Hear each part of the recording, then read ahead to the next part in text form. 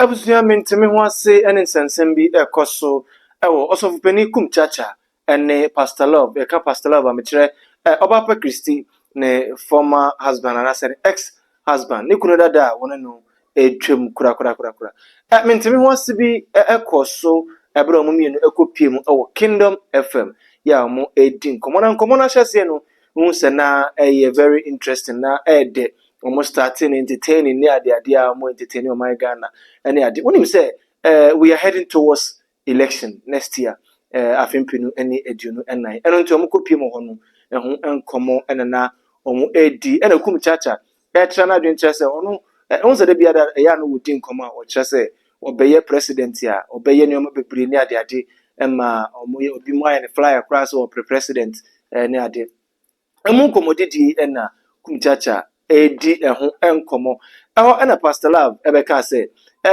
obi ani ho a obefro amendua no anasa aban akunwa no a odi ne nikan ebefro da enya dia da moja obeka edi egufo emara se bedofo bebre ehwiehwe moja edigu ema okobo President John Mahama Ghana mampeni dada edin former president okobo ne din etre say Mahama ebefro akunwa no enya dia wo hwe moja edigu ye eho na Kumchacha kire say enkasa okasa mebu ebefu na wugina ho ene ade I think say ho no na Kumchacha was trying to correct Pastor Love kire say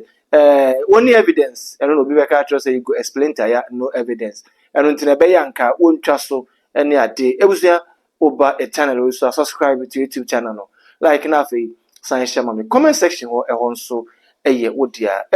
me nua be me bia me ate ase say ya na yanka brofo na wontitwi ebe yirende yento so emfama mo eho na ede menteme ho ase ene ntokwa no ede ebaaye Kumchacha correct Pastor Love kire say woka say John Mahama Ghana mampeni dada wopra kunyo no hwe moje guya wonni evidence enti enkonkofa asem emfa mre yen emmadidima na Pastor Love eno kopre na kire say wo start say wo do ewura politics mu na wo maame ewuye na say wo pa a kire say Kumchacha ebusa no menke ya dan ntekwa kire say Kumchacha catchers wo ya obehwena sum ene ade obebbo no ema anka menteme ho ase ebem abuzua yankonko hwe video no bi emfa emra Kosi Prat yenu abema Kosi Prat ena na woni omo edisa enkomo no yankonko hwe video no emfa emra Tikroma ye ni what is going on the whole world ye ni what is going on politics ye deep anya dia ye didi abro anya se dia ye hu no anya concert party nya jokers aya serious people what must here usro mojakaguo usro ntokwa usro bonia utimi stand politics because meme person be bedi hene ana obi so person so di hene wanyimi ma mfiri wo ana wan fa ma fa kwa bi so na wan kasem bi antome so enwu me hu fi a onya kwan yedai emma that is a semi person fifi ebe stand politics na me stand here or tell bi ba be to me ne ntam because kwan na me person me fa so ye no sa kwan na no so person fa so ye dai eyeye me can crash Jabi pastor chichemo mama can say esese wo chemo me see the word politics no the body of politics in there Ghana konwa kase they should forget it sir ube catch them so do ani kan ba be wi ni Ghana konwa and me catch them say ne akonwa no ntra so sa wo kasa wo di wani kan na wo kan de ya se nyame wo tu me chemboro nsam. All power belongs to God. When you sana da bia nipa bi na no kan so mkotwa nwa na bagina ansa na ma kasa na make say Pastor Love wasam a wo kan ade dia mesof Kumchacha me se me ne nya ade no say eto da bia ade bi ono ma e negative and positive bibi e wo wi ase bia ya wo ne bone e de wo ne papa ya wo politicians ya dia wo kan bone kwan so mo wo sie a bone kwan so a wo de office what the fifi kura na ekwo na wanya power what the fifi ba kwa no wanya power David make me so you food okay what the menu from na bia Kumchacha na ode ne be kwa ana to da bia me da se ana politician bi o no mo na se bia wotrese ye hu se matre opposition a check na me the Pastor Love kwa na me fa love na me fa love nko da bi kuma na se ati the woman say you are feeling me so wa dey do ah what the one no di sim apam ati the woman say fi yeah enye obia Some media some the walker. That's a be away and negative and positive. Say we use a be no more. Sadia ya na de bi den krofo ano asofo abanye asofo abanye wontumi nka nche me sa asofo abanye yusu ebi no why say politicians are more Ghana no dodo say na sum nyame wi ni power na wo dabio make sure say dodo say na sum nyame make power samo wo be fra ba nwa na bebu Ghana man no kona kobusa John Dramani Mahama Sabe Kobusa Nana Adodankwa John Mahama won fa baby masa John Mahama fa baby Gonja niba masa Gonja ni di Sabi o no be Gonja John Mahama me say John Mahama fa baby John Mahama why Assemblies of God ni what the I don't know Osu be paka say moja wan nsa masa o de David don't go there David don't go there David don't go there David don't go there don't go there we ya we be fu David we ya David ma bu fu me David we ya fu Jamaica John Mahama David ma bu masa John Mahama e Christo ni why Assemblies of God don't tell me masa don't go there don't tell me this don't go there don't tell me this John Mahama don't tell me Mahama the catch us off obi go there David na tifa baby masa enye no kure John Mahama the catch us off adi asem na aka na bu be fu John Mahama the catch us off John Mahama o ma me ba na David enye me ma me ba kura asem aka na enye no kure enye no kure what I say etu enye no kure because you can o ma me dem na tie you can o ma me dem pastor o ma me wa hwe ya wo ba politics ya na o ma me wi eno ya kan wasem ma me wi ya kan wasem ya me tu kasa o ma me wi na so ba ya kan wasem me ma me di ya vote no ya no me na me kasa o wa hwe ya wa stop na me ne ba ko fa me ko Kofi asaba wo kare de ko asabra bote ya asabra wo kado o say uni nyina so bia me nyina so ma me politics na Dabi uni nyina so pasala me so utumi kasa your first Kumchacha use ne mama bi ne mama because of politics Dabi so use ne mama o Dabi wo kasa man kasa wa use ne mama o me say wo be ya politics na mama wi e to pa say ka bibi am here the something years no we e boy ba wo fi na kasa wo ye ni pa boni ni ba ye go na se si ade wa ye here wani pesa o ka jeje ho Dabi asaba wo kasa ba ni ye wunti dai menu ya no Dabi me mama menu na o person link to politics ba hwe ya wo fi ye we metumi esiwu saba me siwu court saba asama love okay e dey say politics in na me ma me kada asem da wo dey obi dey what dey asem ono dey kada mama wo be mic na wo me mic ma na wo ma me mic ma wo be media ma me bebo obi din na wo dum no we what ha o what ha obi aya me enti na bi se me ni aboturo pastor love ye woro fo me papa na so Dabi Kumchacha Dabi cheche to what do what for your mouth tie for handle what for your me wo kwanya me for so metumi atua ne ka eno de wo yaade eno de metumi nyini boni aye what you say you can't so what you woman say you can't salary trust 50 man kasa say pastor love radio kasa we so any fidie we so na begire o catch me soft Kumchacha say and na me be your politics in na me ma me yewu a you say on can't me say me say won suda busa no okay 10 times for evidence bra share me evidence that be evidence bra Dabi o evidence say we are some abons am ye dia de frame evidence Dabi o Dabi wo show me Dabi ya obetuma abon sama o kan so be pa wo betuma o ya shame pastor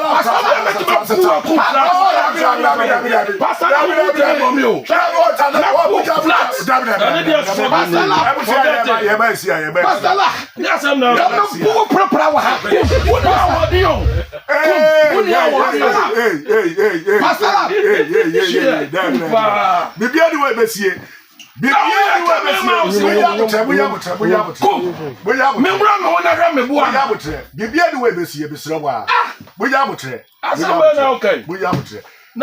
what's your problem? And you should say about Obi Amabo boxing that. Boxing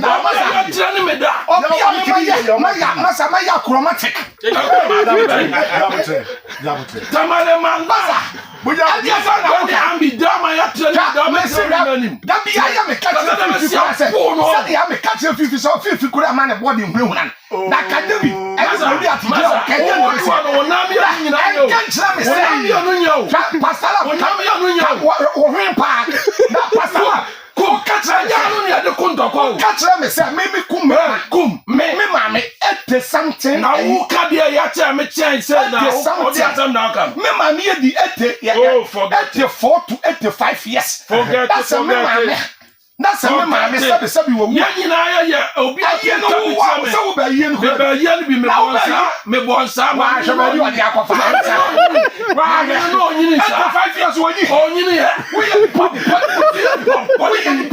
We papa. That's something else wo you say. Ah, obi o body 85 years wo yi ye. Na campus wo say no. Na beka no. Wona wo bi e mic man Asante me po ama wo frame mami betwitwa je na wo be ka chem so fa me kokot me ba o asaba wo kai wa retrate we asam asaba o tia say no me ka so wa retrate wa retrate obi me na ka bet 20 years I say ya kan na wo se koto nsuo mu ye wo na ku na so na ku no na wo de obi da wo sa koto nsuo mu ye so na ku no obi e wa me tira me so me ka bi tira ate kokot me ba me se wo kokot kam wo be kokot me ko aponche wo de me se wo be ko akodwan akwa akokọ Pastor Love ene wo so fu kwanya nsuo wa wo akoto mu wu ya no wo na ku no ba ye sia yetimi de cancer mame kasa listen to me me say Kumchacha you too say o say me mame 85 years ana me na meku no problem hey wa retrate that's not kind you know dabio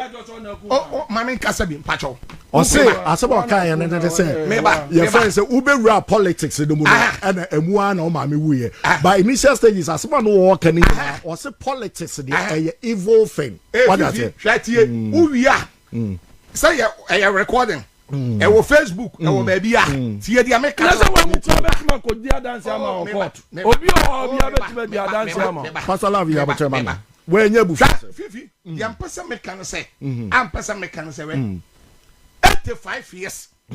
that's a minute one osof Kumchacha me ma me yewu that's a Pastor Love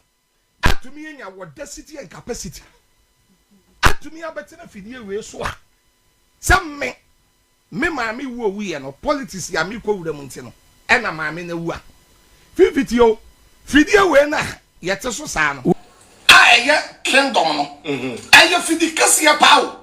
o tie de America jo eye fidie kase ya pa because of say eye fidie kase ye nti no sese no me mpese maka sem bia but o fifi u benya o letter sese ma ye den kingdom for ebenya on letter ana ma ye ana do obi na no ka sa abusu sem no na wono so anya na letter sese ya ye den dabio na wasem a wono ka ye den ti na wote wono mo da me se ni tim na nim so oba be ka sa sem wo nhye ni tirim wo sha na hono mo ko na fa me se ne hunu mo na ofi sem na asha adon mai da wo fifi no ya na wo fifi no keke sem a wo han kasa kwara me hu di how ma ye den dabio ya na no tramo ni bi o se den o ja wasam jai dabi jai da ba ya no tramo ni bi dabi ya den andi asam wa se bi won kasa tramo am say bi si review dabi jai no ke ka fi jai dabi program no kura me nya bi. This is the conversation a course so between Kumchacha and Pastor Love. Yeah, unu sa asha sere na enkomo ananka ede ya ebema wasere but later part no na disa menteme ho ase eba ya Kumchacha kura ebu efu yenu ebema kwisi prat etrese ono na woso ejegum wo de fede fe aso wo kebi ma no aso wo kebi ma no de fede fe asam no so jegum eno nti Kumchacha kura de ni bre ebi wiwie ne so kakra ema pastor labo kyerɛ sɛ Kumchacha ntimi mbɔ no nkɛyɛ ayɛ ntokwa me ne me nua akɔ ahwehwɛ bi de aba wadwen kyerɛ kyerɛ wo sɛn na onim sɛ ka pastor labo wo handle Kumchacha asɔre kora pɛn ɛne ade no wɔkyerɛ sɛ nkɔ bɛfa so etua ne ka na mmom ma ɔmma mmɛka sɛ ne maame a wɔwu ne maame a wɔnyɛ 85 years ansa wɔkɔ ne kreti no ɔno obɛwura politics mu na ɔde no ewurum saa asɛm no de wɔka obɛdwa ne paa I think say Pastor Love was wrong somewhere ɛno nti no corrections bi wɔ mpatwɛ comment section no ɛhɔ ɛyɛ wo deɛ ɔnso adwenkyerɛ akyerɛ wo sɛn adwenkyerɛ wɔ hɔ yi eti anim wobɛtumi akyerɛ wadwene ɛte sɛ hwene obia ɛne ne size me sɔre so na makɔ na biribi ani nso a wada ma comment section hɔ ɛyɛ wo deɛ na bɛma sɛ menka nkyerɛ sɛ wosisi ɛne ɛwɔ ya mepatwɛ wɔkyi brɛ mu no ɛna ɛtwetwe wotena ase a wontumi mpagye wo mu biem wotena ase a na wɔn ase yi nada ataatai na bɛma ɛsɛ menka nkyerɛ sɛ wɔn aduru ɔbɛtene tɛ ɛde ama driver fo a mokɔ kwan tententen wɔbɛba na osisi wɔkyi kasɛɛ no wogye ho a ɛnde wodompe no wɔmfen kasɛɛ no ɛbu ani brɛ na bɛma so yɛ na ɔmma wɔ bibiduro korogyen na fakotu aseɛ mepatwɛ bɛrima no a wɔn nso wontumi mmɔ adwuma mpamu a mepatwɛ yɛafrɛ wɔ baa bɛrima wonyɛ transgender wonyɛ gay ɛno nso ɛne nti yɛfrɛ wɔ baa bɛrima ɛsan sɛ wontumi mbɔ adwuma ɛwɔ mpamu na bɛma sɛ menka nkyerɛ sɛ bra na wɔma wo ne duro ɛfrɛ no ɔnde hɔ a na fa kɔwɔ wo yere sɛ abɛ na wo yere bɛto dwom ɛde afrɛ wo mepatwɛ wo nso wodeɛ yɛ abɔ ɔwɔ yɛyankyerɛ ɛna aka wo na ɛde borɔ no akɔ akoro mu wogye ho a ɛnti woyefunu ɛna ɛka wo dwee bɛgye ne na bɛma black magic powder no bi na fa kuku nsuohyɛ mu nsuohyɛ dedɛdedɛ kakra na nom na nɔpa ɛne yimbrɛ ɛbɛtetɛ ɛde ama wo na bɛma nduro nyinada ɛyɛ papa ntino ɛde nsuohyɛ ɛna ɛde ɛno abusua fra na bɛma ne namba ne gu screen ase no na no ndi enkomo obetene te ede ama wo sei me ka no kora ede a kyerɛ sɛ onso nyame ayi wadom ede afi baako aka wafe ho na odi wa woda ye promotion from Christmas we yade kosi New Year yede ɛwɔ hɔ ede ma wo sene wo mfoni ede ba ede beto screen so na ya wo show happy birthday ede asene no nti TikTok fo yi atadu yenso etedende fra number 0599429883 sa number kro ya so na wo so wo program na wo pachia me ne me kire MC amana bedi udwumedi ede amawa yene ya camera guy your team ya ba bedi udwumedi ede amawa ma bibia ai kama number kro na da 0599429883 medin ede oduman kuma bana na Kofi abakosam ebeto me eno tin from me konkon sahini na Kofi akro